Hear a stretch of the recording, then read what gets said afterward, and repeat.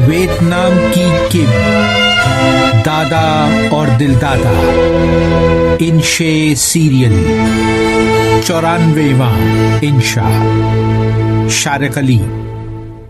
پہلے Los Angeles سے آئے ہوئے فوٹوگرافر کی تصویری نمائش دیکھی، پھر 4 کورس کا سلور سروس ڈنر کیا اور آخر میں نیپوم گرل کے نام سے جانے جانے والی کم کی آفٹر ڈنر تقریر سنی۔ دادا جی انٹرنیشنل برن سوسائٹی کی اختتامی تقریب میں بحیثیت مہمان شرکت کر کے کل ہی کینیڈا سے لوٹے تھے۔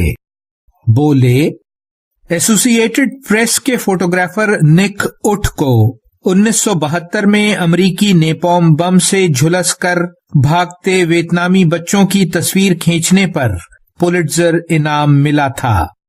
تصویر کا مرکزی فوکس 30% جھلسی ہوئی کم تھی۔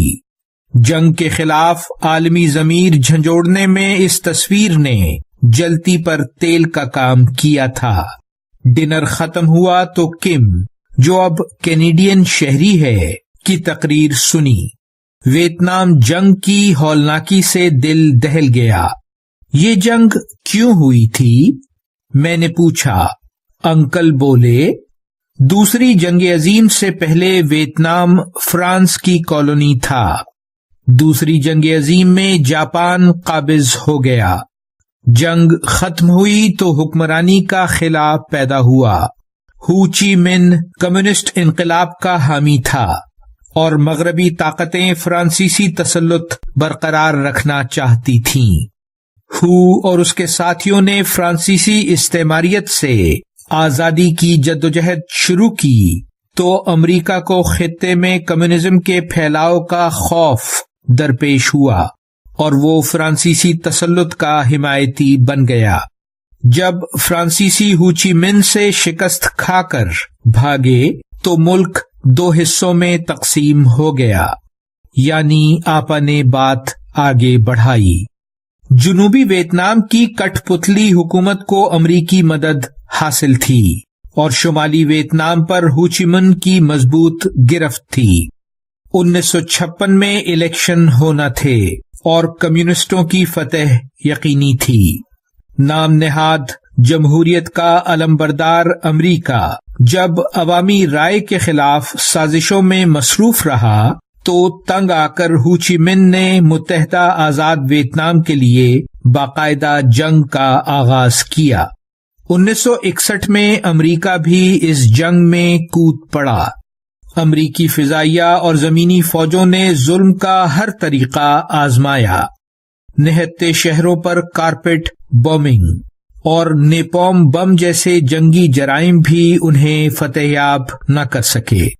کیا کم ایسے ہی حملے کی زد میں آئی تھی؟ میں نے پوچھا۔